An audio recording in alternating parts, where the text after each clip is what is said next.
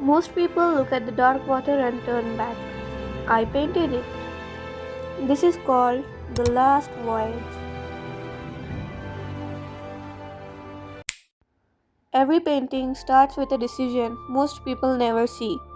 Before any color, before any shape, before the ship, the fire, the water, I primed the canvas with burnt umber mixed with gesso. Not white. Never white for a painting like this. White is too hopeful, too clean. This painting needed to start already knowing what it was going to become. The edges first. Always the edges. Because the edges are what hold everything together. I started in the top right corner, not the center, not where most people would begin. The corner. Deep blue, burnt umber, phthalo blue, mixed until it became something that didn't have a name anymore. Just dark. The kind of dark that has depth to it. Flat brush, thick paint, no hesitation. And then, still wet, still not even finished, the fire. Orange and red, pushed straight into the corner where the sky was still drying. Not after the sky, into it. Because that's how fire actually works. It doesn't wait for the right moment. It doesn't wait for the darkness to finish doing what it's doing. It just appears, glowing at the edges first, then blending inward, until the dark sky and the fire aren't two separate things anymore. They are just one sky that can't decide what it wants to be.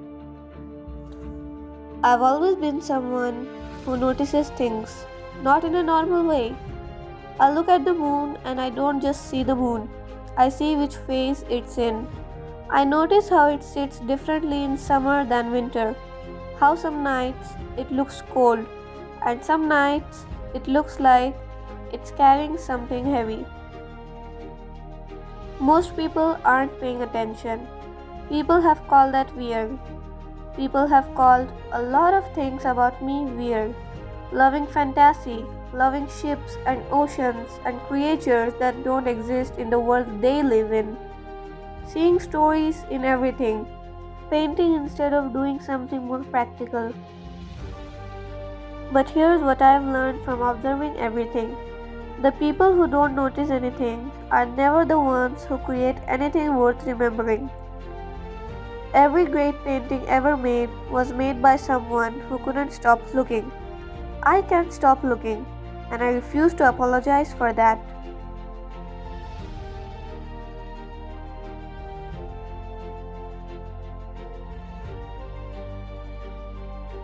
The ocean part have been painted, but there's a lot more to paint.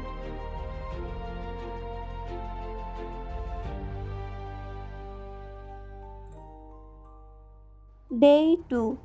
Same table, same mess, palette that looks like a crime scene, water cup that somehow got stuck to the palette overnight. Some things just hold on, whether you have planned it or not. I picked up where I left it off.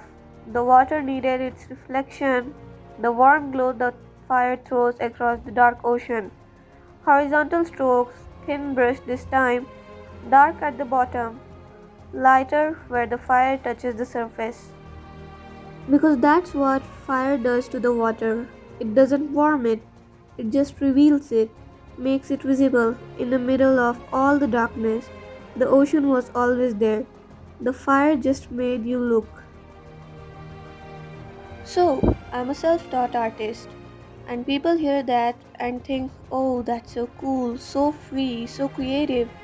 And I'm like, yeah, but also, I've spent hours staring at a canvas genuinely not knowing if what I'm doing is working or I've been just looking at it too long to tell anymore. There's no one to ask. That's the thing. It's just you. And somewhere along the way, that stopped being scary and started being the whole point. Like, this is mine. Every mistake on this canvas is mine. Everything that accidentally worked is mine too. So, when I painted this fire, nobody told me how. I just knew. And that knowing, quite no validation, no grade, no approval, that's the most artist I've ever felt.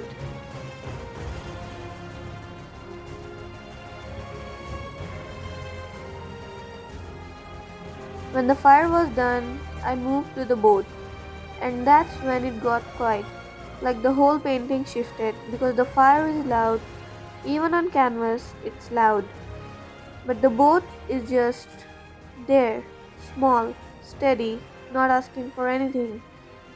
I spent more time on the boat than anything else, getting the shape right, the way it sits on the water, the way it doesn't look dramatic, because it's not.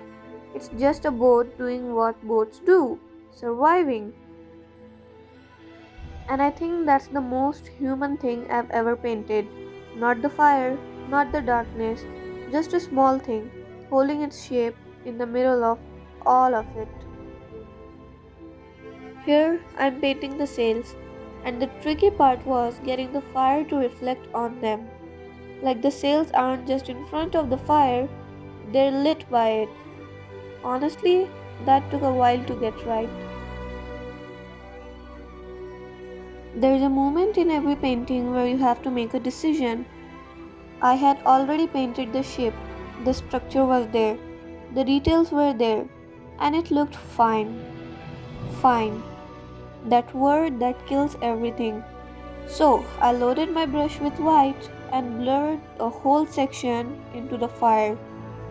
Let it eat into the shape a little. My heart was hammering because once you do that, you can't go back. But the safe version would have been emotionally empty. The fire needed to own part of the ship. Sometimes the blur is the detail.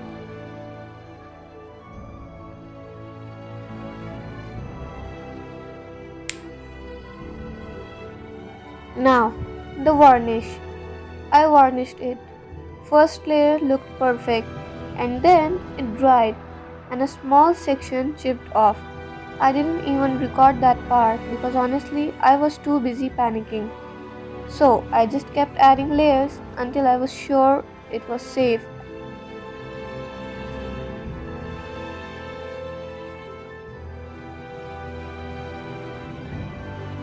And it worked.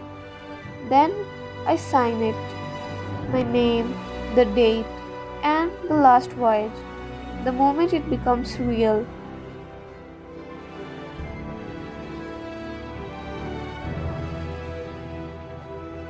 It feels amazing to sign the artwork you have spent so much time on. If this painting made you feel something, even just for a second, subscribe. I'm going to keep making these, keep painting, keep talking about the things that are hard to say out loud. And I would love for you to be there for the next one.